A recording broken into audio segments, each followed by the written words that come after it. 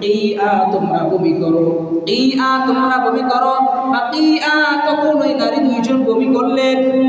বমি করার পরে সাহাবায়ে কেরাম তাকায় দেখলেন, রাসূলুল্লাহ তাকায় দেখলেন দামান ওয়া লাহমান আবিদান, ওই বমির মধ্যে রক্ত বের হয়েছে, ওই বমির মধ্যে গোশত বের হয়েছে, ওই বমির মধ্যে পুষ বের হয়েছে। রাসূল সাহাবায়ে কেরামকে লক্ষ্য করে বললেন, ও সাহাবায়ে কেরাম দেখো, এই নারী দুইজন সাহরি খেয়েছিল আল্লাহ তাআলার হালাল খাদ্য দিয়া, হালাল খাদ্য ভক্ষণ করে সাহরি খেয়েছিল, কিন্তু তাদের পেটের মধ্যে হারাম বস্তু কেমনে আসলো? খেয়েছিল হালাল বস্তু, কি হালাল খাবার, হালাল খাদ্যের মাধ্যমে রোজা শুরু করেছিল, কিন্তু রোজা রাখার পরে তারা দিনের বেলায় গীবাত করছে, আর গীবাত করার কারণে আমার আল্লাহ অটোমেটিক তাদের পেটের মধ্যে এই নাপাক, এই অখাদ্য আমার আল্লাহ তাদের পেটের মধ্যে ঢুকিয়ে দিয়েছে। রোজা রাখার পরে কেউ জিহ্বার হেফাজত না করতে পারে, ওই ব্যক্তির রোজা রাখা না রাখা সমান হয়ে যায়। এজন্যই পয়গম্বর বলেছেন, মাইয়াসমান লিমা বাইনা লাহিয়াইহি, পয়গম্বর আরবি বিশ্বনবী মুহাম্মদুর রাসূলুল্লাহ সাল্লাল্লাহু আলাইহি ওয়াসাল্লাম বলেছেন, তোমাদের কেউ যদি 32টা দাঁতের মধ্যে বেষ্টনীত থাকা অঙ্গ অর্থাৎ জিহ্বা, চোয়ালের মধ্যে থাকা অঙ্গ অর্থাৎ জিহ্বার গ্যারান্টি আমি আর রাসূলকে দিতে পারে, আসমাল্লাহুল জান্নাহ, আমি রাসূল আমার ওই উম্মতকে জান্নাতে নিয়ে যাওয়ার গ্যারান্টি। রোজা রাখার পরে 1 নম্বর কাজ হচ্ছে ঝগড়া বিবাদ ছেড়ে দেওয়া। আপনি রোজাও রাখবেন, ঝগড়া বিবাদ করবেন, আপনি আশা রাখবেন আমার রোজার পরিপূর্ণ সওয়াব আমার আল্লাহ দিবে, এটা হতে পারে না। আল্লাহর নবী মুহাম্মদ সাল্লাল্লাহু আলাইহি ওয়াসাল্লাম বলেছেন, বুখারীর বর্ণনা, আন আবি হুরায়রা রাদিয়াল্লাহু তাআলা আনহু قال قال رسول الله সাল্লাল্লাহু আলাইহি ওয়াসাল্লাম, كل عمل ابن آدم له إلا الصيام فإنه لي وأنا أجزي به। আল্লাহ নবী মুহাম্মদ সাল্লাল্লাহু আলাইহি ওয়াসাল্লাম বলেন, বনি আদম যত ধরনের নেক আমল করে, প্রত্যেকটা নেক আমল একমাত্র সে তার নিজের জন্য করে। কেমনে নিজের জন্য বনি আমল নেক আমল করে? কেউ যদি রোজা রাখে সেটা আল্লাহর জন্য একমাত্র হয়, কিন্তু কেউ যদি নামাজ পড়ে তাহলে এই নামাজটা লোক দেখানোর জন্য হতে পারে। এই নামাজের মাধ্যমে এলাকার মধ্যে একটা প্রভাব প্রতিপত্তি, একটা সম্মান তৈরি হতে পারে, নিজের ব্যক্তিত্ব তৈরি হতে পারে। মানুষ দেখলে সালাম দিবে, মানুষ দেখলে বলবে লোকটা নামাজি, ভালো মানুষ। আপনার নিজের একটা বেনিফিট পাওয়ার সম্ভাবনা রয়েছে। আপনি যদি যাকাত প্রদান করেন, মানুষ আপনাকে দানশীল বলবে, মানুষ বলবে লোকটা বড়ই ভালো মানুষ। নিজের অর্থ সম্পদের মধ্যে গরিব দুঃখী অসহায় মানুষের হকগুলো বিলীন করে দেয়, গরিব দুঃখী অসহায় মানুষের হকগুলো তার কাছে পৌঁছে দেয়, যাকাত প্রদান করে, সদকা দেয়, দান করে, এই লোকটা ভালো মানুষ। সমাজের মধ্যে, রাষ্ট্রের মধ্যে আপনার একটা সুপরিচিতি অর্জন হবে। এজন্য রাসূল বলছেন, যাকাত দিলে তার নিজের একটা বেনিফিট, নিজের একটা ব্যক্তিত্ব তৈরি হতে পারে। নামাজ পড়লে নিজের একটা ব্যক্তিত্ব তৈরি হওয়ার সম্ভাবনা থাকে। হজ করলে নামের শুরুতে হাজী সাহেব যুক্ত হয়, নিজের একটা সম্মান তৈরি হতে পারে, নিজের একটা ব্যক্তিত্ব, নিজের একটা মর্যাদা তৈরি হতে পারে। এটার সম্ভাবনা রয়েছে। কিন্তু কেউ যদি রোজা রাখে, কিন্তু সেই রোজা রাখার কারণে নিজের বেনিফিট অর্থাৎ নিজের প্রভাব প্রতিপত্তি, সম্মান, মর্যাদা কেমন তৈরি হয় না? আচ্ছা, একটা প্রশ্ন, আমাদের নামের শুরুতে কখনো কি আমরা বলি রোজাদার অমুক? নামের শুরুতে লিখি, নামের শুরুতে লিখি হাজী অমুক, হাজী অমুক, এটা আমরা লিখতে পারি, তাই না? লেখা হয়। কিন্তু নামের শুরুতে তো বলা হয় না রোজাদার অমুক ব্যক্তি, এটা বলা হয়? এটা বলা হয় না। কেন? এই রোজা কেউ দেখে না, কাউকে সন্তুষ্ট, কাউকে দেখানোর জন্য করা যায় না, একমাত্র কেবলমাত্র কাকে দেখানোর জন্য করা হয়? আল্লাহকে। এজন্যই আল্লাহ বলেছেন, আল্লাহ নবী বলেছেন, কুল্লু আমালি ইবনি আদম ইল্লা সিয়াম, সব আমল বান্দার নিজের জন্য হয়, নিজের একটা প্রয়োজন পূরণের জন্য হয়, নিজের একটা ব্যক্তিত্ব অর্জনের জন্য হতে পারে, কিন্তু ইল্লা সিয়াম, কেবলমাত্র রোজা আমি আল্লাহর জন্য হয়, আমি আল্লাহকে সন্তুষ্ট করার জন্য বান্দিরা রাখে।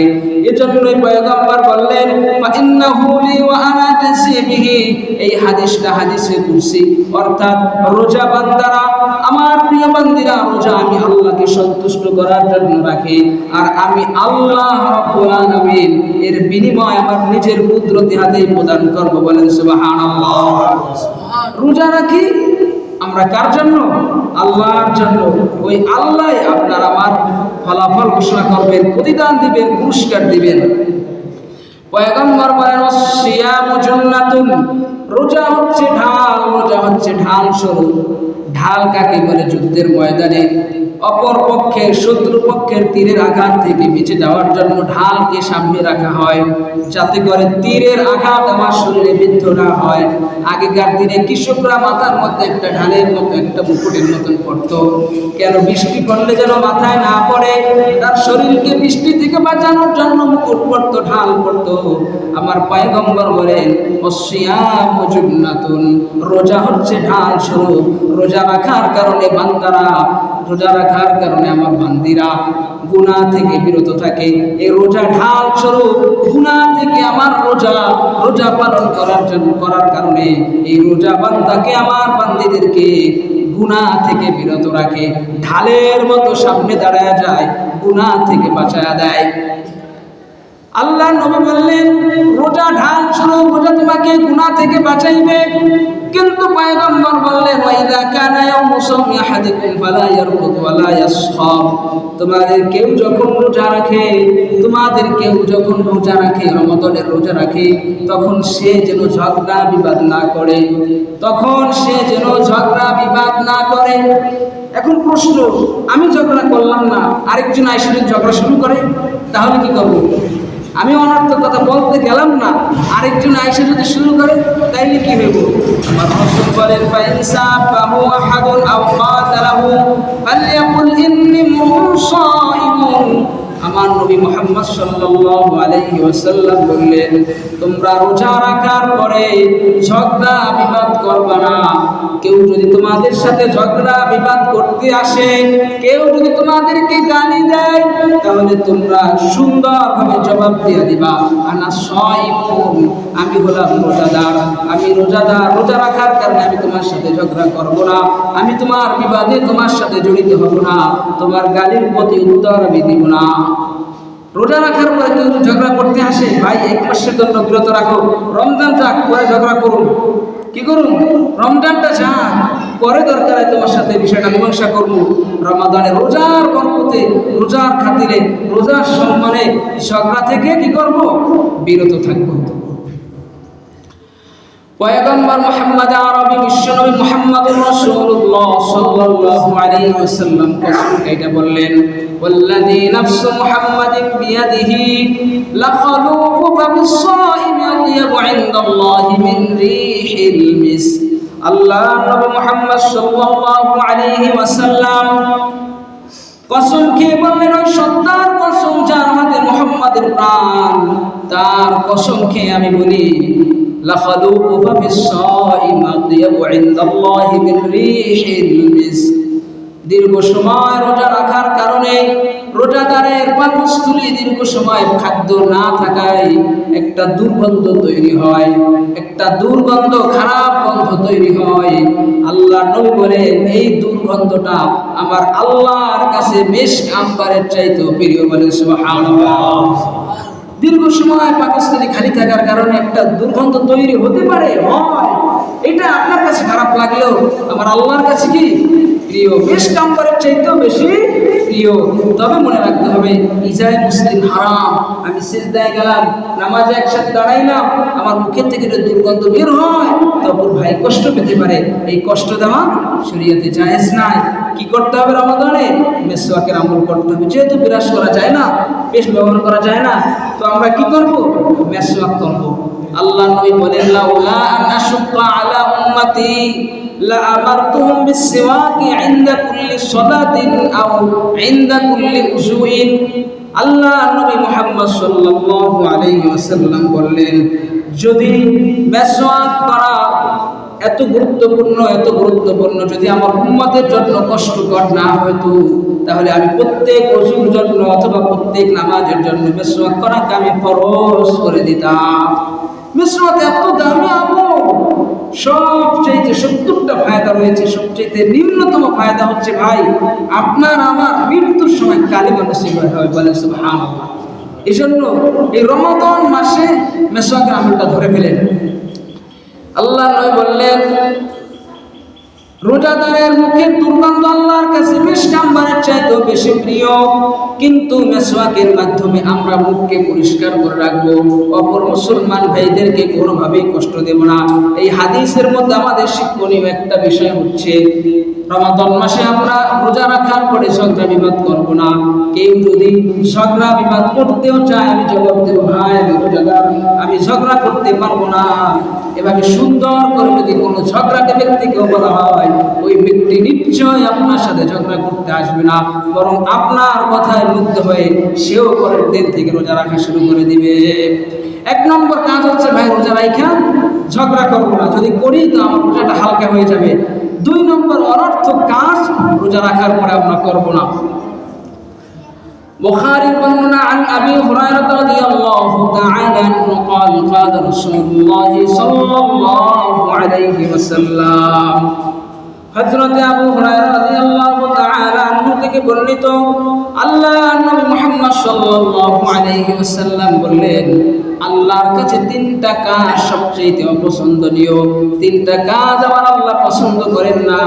ইন্নাল্লাহা কারিহা লাকুম সালাসা, 3টা কাজ আমার আল্লাহ পছন্দ করে না। তার মধ্যে 1 নম্বর কাজ হচ্ছে কিলা ওয়া কালাম, অর্থাৎ অনর্থক কথা বলা আমার আল্লাহ পছন্দ করে না। আমার আল্লাহ যেটা পছন্দ করে না, আপনি আমি আল্লাহ পাকের বান্দা হইয়া, বান্দি হইয়া, তার প্রিয় ব্যক্তি হইয়া আল্লাহর অপছন্দনীয় কাজটা রোজা রাখা আমরা করতে পারি না। রোজা রাখার পরে ভাই কোনোভাবে অনর্থক কথা বলা যাবে না। যারা অনর্থক কথা থেকে বিরত থাকে, সূরা মুমিনুনের মধ্যে আমার আল্লাহ বলেছেন, ওয়াল্লাযীনা হুম আনিল লাগwi মু'রিদুন, যারা অনর্থক কথা থেকে বিরত থাকে, অনর্থক কাজ থেকে বিরত থাকে। 2 জন 4 জন এক জায়গায় জমা হয়েছে, প্রথমে শুরু হয়েছিল ভালো কথা দিয়ে, এরপরে একের পর এক অনর্থক কথা চলে আসছে। আমার আল্লাহ বলে, যারা এই অনর্থক কথা থেকে বিরত থাকে, আমার আল্লাহ তাদের জন্য পুরস্কারের ঘোষণা করেছেন, উলাইকা হুমুল ওয়ারিসুন, এই সকল ব্যক্তিরাই হবে জান্নাতের মালিক, বলেন সুবহানাল্লাহ। আপনি যদি রোজা রাখা, আমি যদি রোজা রাখা অনর্থক কথা থেকে বিরত থাকতে পারি, আপনার আমার ঠিকানা হবে কোথায়? জান্নাতে। এজন্য রোজা রাখার পরে 1 নম্বর কাজ করব না, সেটা হচ্ছে ঝগড়া বিবাদ থেকে নিজেদেরকে বাঁচায় রাখবো। 2 নম্বর অনর্থক কথা থেকে নিজেদেরকে বাঁচায় রাখবো। 3 নম্বরে গীবত থেকে রোজা রাখার পরে বাঁচায় রাখবো। গীবত কাকে বলে? عن ابي هريره رضي الله تعالى عنه قال قال رسول الله صلى الله عليه وسلم। হযরত আবু হুরায়রা রাদিয়াল্লাহু তাআলা আনহু থেকে বর্ণিত, আল্লাহর নবী মুহাম্মদ সাল্লাল্লাহু আলাইহি ওয়াসাল্লাম বলেছেন, আতাদরুনা মাল গীবা, সাহাবায়ে কেরামকে লক্ষ্য করে প্রশ্ন করলেন, তোমরা কি জানো গীবত কি? আল্লাহর নবীর প্রশ্নের জবাবে সাহাবায়ে কেরাম বললেন, আল্লাহু ওয়া রাসূলুহু আ'লাম, আল্লাহ এবং তার রাসূল সবচেয়ে ভালো জানে। গীবত কি শুধুমাত্র আল্লাহ এবং আল্লাহর রাসূল সবচেয়ে বেশি ভালো জানে। আল্লাহর নবী তখন বললেন, যিকরুকা আখাকা বিমা ইয়াকরাহ। আল্লাহর নবী জবাব দিলেন, কোন মুসলমান কোন ভাইয়ের দোষ অগোচরে বলা, কোন ভাইয়ের সম্পর্কে অগোচরে এমন কথা বলা যেই কথাটা উনি যদি শুনতে পায় তাহলে কষ্ট পাবে, এই কথাটাকে গীবত বলে। ভাই রোজা রাখার পরে আপনি আমি গীবত করতে পারি না, মানুষের দোষ চর্চা করতে পারি না, আপনি আমি যদি রোজা রাখার পরে গীবত করি, রোজা রাখার পরে যদি এই খারাপ গুণটা অর্জন করি, তাহলে আপনার আমার জন্য ভয়ঙ্কর তথ্য, ভয়ঙ্কর হাদিস আল্লাহর নবী বলেছেন। আল্লাহর নবী বলেছেন, ইয়াকুমাল গীবা, গীবত থেকে তোমরা বিরত থাকো, গীবত থেকে তোমরা বেঁচে থাকো। ফা ইন্নাহা আকলু লাহমিল আখি, তোমাদের মধ্যে যারা গীবত করে তারা তার আপন ভাইয়ের, মৃত্যু ভাইয়ের গোশত ভক্ষণ করে। বলেন নাউজুবিল্লাহ। এটা মনে হয় আমাদের অনেক বিশ্বাস নাও হইতে পারে। জবান দিয়ে গীবত করি, পেটের মধ্যে মৃত্যু ভাইয়ের গোশত কেমনে ঢুকে, এটা প্রশ্ন যায় না? এটা বিশ্বাস নাও হতে পারে। রাসূলের জামানায় দুই নারী রোজা রাখছে। সাহাবায়ে কেরাম রাসূলের কাছে বলতেছে, ইয়া রাসূলুল্লাহ, দুইজন ব্যক্তি রোজা রাখছে, কিন্তু রোজা রাখার পরে এত তীব্র যন্ত্রণা সহ্য করতেছে, মনে হচ্ছে ব্যক্তিরা, ওই মেয়ে লোক দুটো, ওই নারী দুজন এখনই মারা যাবে। আল্লাহ রাসূল তাদেরকে ডাকলেন, সাহাবায়ে কেরামকে বললেন, ডেকে আনো আমার কাছে। আল্লাহ রাসূল তখন সাহাবায়ে কেরামকে বললেন, তোমরা ওই দুই নারীকে ডেকে আমার কাছে নিয়ে আসো। আসার পরে আল্লাহর নবী তাদেরকে বললেন, ফাকালা লাহুমা কিআ, আল্লাহর নবী তাদেরকে বমি করতে বললেন। একটা পাত্র আনতে বললেন সাহাবায়ে কেরামকে। সাহাবায়ে কেরাম পাত্র আনলেন, নারী দুইজনের সামনে রাখলেন। রাখার পর আল্লাহর নবী ওই নারীদেরকে লক্ষ্য করে বললেন, কিআ, তোমরা বমি করো, কিআ, তোমরা বমি করো। কিআ, তখন ওই নারী দুইজন বমি করলেন। বমি করার পরে সাহাবায়ে কেরাম তাকায় দেখলেন, রাসূলুল্লাহ তাকায় দেখলেন, দামান ওয়া লাহমান আবিদন, ওই বমির মধ্যে রক্ত বের হয়েছে, ওই বমির মধ্যে গোশত বের হয়েছে, ওই বমির মধ্যে পুষ বের হয়েছে। রাসূল সাহাবায়ে কেরামকে লক্ষ্য করে বললেন, ও সাহাবায়ে কেরাম, দেখো এই নারী দুইজন সাহরি খেয়েছিল আল্লাহ তাআলার হালাল খাদ্য দিয়া, হালাল খাদ্য ভক্ষণ করে সাহরি খেয়েছিল, কিন্তু তাদের পেটের মধ্যে হারাম বস্তু কেমনে আসলো? খেয়েছিল হালাল বস্তু, কি হালাল খাবার, হালাল খাদ্যের মাধ্যমে রোজা শুরু করেছিল, কিন্তু রোজা রাখার পরে তারা দিনের বেলায় গীবত করছে। আর গীবত করার কারণে আমার আল্লাহ অটোমেটিক তাদের পেটের মধ্যে এই নাপাক, এই অখাদ্য আমার আল্লাহ তাদের পেটের মধ্যে ঢুকিয়ে দিয়েছে। বলেন নাউজুবিল্লাহ। গীবত করলে যে খারাপ নাপাক বস্তু, রক্ত পুষ পেটে ঢুকে যায়, এটা চলন্ত প্রমাণ। আপনারা বিশ্বাস হতেও পারে, না হতে পারে। রাসূলের জামানায় এই ঘটনা ঘটাইছে আমার আল্লাহ উম্মতকে শিক্ষা দেওয়ার জন্য। এই জন্য রোজা রাখার পরে কোনো অবস্থায় ভাই গীবত করবো না। মা বোনদের প্রতি আরজ থাকবে, তারা তো দুইজন চারজন এক জায়গায় হলেই অমুকে কি করছে, অমুকে কি করছে, অমুকের কি কাজ, এইটা শুরু হয়ে যায়, গীবত শুরু হয়ে যায়। আর আপনি আমি রোজা রাখলাম, গীবত ছাড়তে পারলাম না। ওই রোজা শুরু করবো ভালো খাবার দিয়া, সাহারি করবো হালাল খাদ্য দিয়া, সারাদিন আমার তীব্র যন্ত্রণা সহ্য করতে হবে। কারণ কি? ওই পেটের মধ্যে আমার আল্লাহ নাপা অখাদ্য ঢুকে দেবে। এই জন্য রোজা রাখার পরে 1 নম্বর কাজ, অর্থাৎ ঝগড়া বিবাদ থেকে বেঁচে থাকবো। 2 নম্বর অনর্থক কথাবার্তা থেকে বিরত থাকবো। 3 নম্বর গীবত থেকে বিরত থাকবো। এবার আসেন 3টা কাজ। ঝগড়া করা, এটা কি দিয়া করি আমরা? জবান দিয়া করি। ঝগড়া কি দিয়া করি ভাই? জবান দিয়া করি। অনর্থক কথা কি দিয়া বলি? জবান দিয়া বলি। গীবত কি দিয়া বলি? জবান দিয়া বলি। গীবত কি দিয়া করি? জবান দিয়া। সব গুনাহের একটা অঙ্গ, সেটার নাম কি? জিহ্বা। যদি রোজা রাখার পরে কেউ জিহ্বার হেফাজত না করতে পারে, ওই ব্যক্তির রোজা রাখা আর না রাখা সমান হয়ে যায়।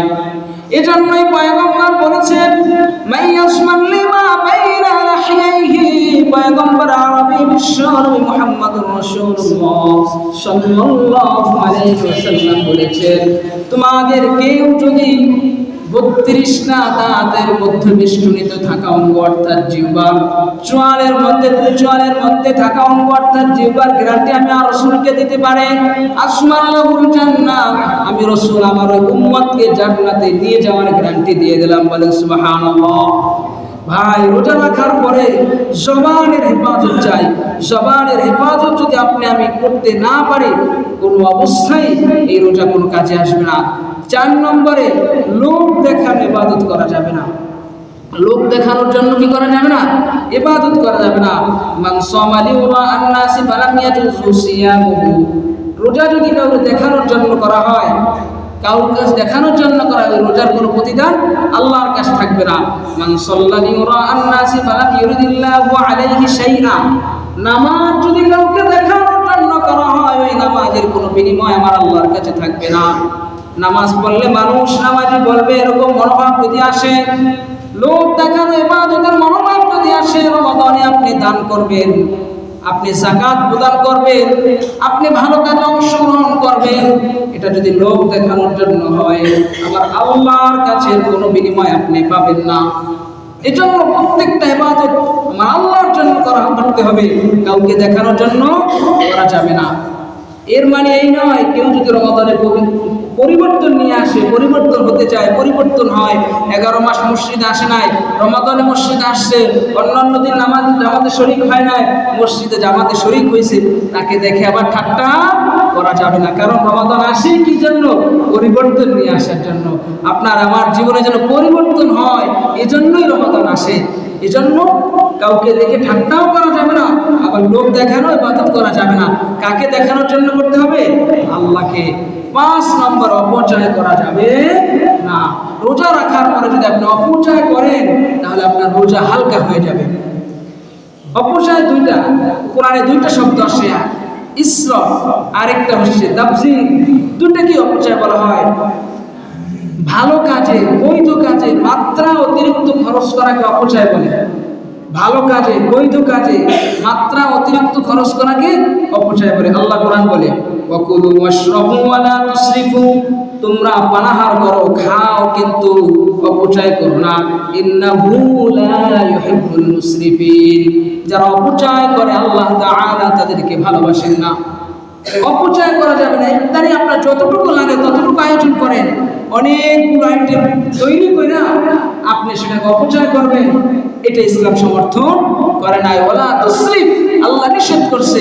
আপনি ইফতারি এত বেশি আয়োজন করছেন, এত বেশি আয়োজন করছেন, খেতে যাইয়া আপনি মাগরিবের নামাজ জামাতে অংশগ্রহণ করতে পারলেন না, নামাজের ওয়াক্ত আপনি শেষ করে দিলেন ওই খাবার খেতে খেতেই। আমার আল্লাহ বলে, এই অপচয় তোমরা করো না। একটা ইবাদত করতে গিয়ে অন্য ইবাদত ছেড়ে দিও না। সাহরি গ্রহণের সময় আছে নির্ধারিত, আপনি সাহরি এত বেশি খেতে গেলেন, খেতে খেতে আপনার গলা পর্যন্ত উঠছে, আপনার ফজরের নামাজ পড়ার আর কোনো ইমেজ নাই, আর কোনো এনার্জি নাই, ফজরের নামাজ না পড়েই ঘুমিয়ে পড়লেন। এই কাজ করা যাবে না। মনে রাখতে হবে, একটা ইবাদত করতে গিয়া অন্য একটা ইবাদত ছাড়া যাবে না। এত বেশি ইফতারিও করা যাবে না, যার কারণে আমি নামাজ শরীক হতে না পারি। আমি গলা পর্যন্ত কি আপনারা খাইতে বলছে? আপনি পেটের 1/3 অংশ খালি রেখে খান, 1 ভাগ খালি রেখে খান। তো সব কথার মূল কথা, অপচয় করা যাবে না। বৈধ কাজে ইফতারি খাওয়া কিন্তু বৈধ, এত বেশি করা যাবে না যেটা অপচয় হয়ে যায়। সাহরি খাওয়া বৈধ, এত বেশি অপচয় করা যাবে না যার কারণে অন্য নিকামল আপনি করতে না পারেন। আরেকটা হচ্ছে তাবযীর, ওয়ালা তুবাযযির। আল্লাহ বলছে তাবযীর থেকে বিরত থাকো। ইন্নাল মুবাযযিরিনা কানু ইখওয়ানাশ শায়াতিন। অবৈধ কাজে কম হোক বেশি হোক খরচ করাটাই হচ্ছে তাবযীর, অপচয়। অবৈধ কাজে, অবৈধ কাজে, গান বাজনার কাজে, হারাম কাজে, ইসলামের বহির্ভূত কাজে কম খরচ করেন বা বেশি খরচ করেন, দুইটাই নিষেধ। আর এই জন্য আল্লাহ বলেছেন ইখওয়ানাশ শায়াতিন, যারা অবৈধ কাজে খরচ করে তারা হচ্ছে শয়তানের ভাই। আমরা কি শয়তানের ভাই হব, নাকি রাসূলুল্লাহ আদর্শ উম্মত হব? আদর্শ উম্মত হব। এই জন্য আল্লাহ পাক আমাদের যেই রিজিক দিয়েছে ভাই, ওই রিজিকের মধ্যে আমি নিজে গ্রহণ করবো, আমার প্রতিবেশীকে শরীক করব, আমার আত্মীয় স্বজনকে শরীক করব। খোঁজ নিলে দেখা যায় আমার আত্মীয় স্বজনের মধ্যে, গোষ্ঠীর মধ্যে, গোত্রের মধ্যে অনেক মানুষ অসহায় আছে। আপনি তাদের জন্য ইফতারের ব্যবস্থা করে দেন, আপনি তাদের সাহারির বাজার করে দেন, আপনি খোঁজ খবর নেন। গত জুমায় বলেছিলাম, আমার আল্লাহ রিজিক আপনারা দিয়েছে বেশি রমাদানে। কেন? অন্য অন্য মাসের চাইতে আমার আল্লাহ রমাদানে বেশি রিজিক দেয়। কেন? আপনার একার জন্য না, আপনার ওই খাবারের মধ্যে আপনার প্রতিবেশীর হক আছে, আপনার মা বাবার হক আছে, আপনার আত্মীয় স্বজনের হক আছে। আল্লাহ পাক আপনাকে আমাকে রিজিক বেশি দিয়েছে এই জন্য, যাতে করে আমার খাদ্যের মধ্যে, আমার উপার্জনের মধ্যে, আমার অর্থের মধ্যে আমার প্রতিবেশী, আমার আত্মীয় স্বজন, দূরের আত্মীয় স্বজন হোক, নিকটবর্তী আত্মীয় স্বজন হোক, যেন তাদেরকে আমি শরীক করতে পারি। সুতরাং রমাদান আসে, রমাদান আসে আমাদের জীবনে পরিবর্তন নিয়ে আসার জন্য। রমাদানের রোজা আল্লাহ ফরজ করেছিলেন পূর্ববর্তী জামানার উম্মতের উপরেও, আমাদের উপরেও রোজা আমরা যারা রাখি 5টা কাজ থেকে বিরত থাকবো। 1 নম্বরে ঝগড়া করবো না, 2 নম্বরে অনর্থক কথা বলবো না, 3 নম্বরে মিথ্যা কথা বলবো না, 4 নম্বরে গীবত করবো না, 5 নম্বরে লোক দেখানো ইবাদত করবো না, 6 নম্বরে অপচয় করবো না। আল্লাহ রাব্বুল আলামিন আমাদেরকে রমাদানের প্রত্যেকটা হক আদায় করে বাকি রমাদানগুলো সুন্দরভাবে সুস্থ শরীর আদায় করার তৌফিক দান করেন। সকলে বলে আমিন।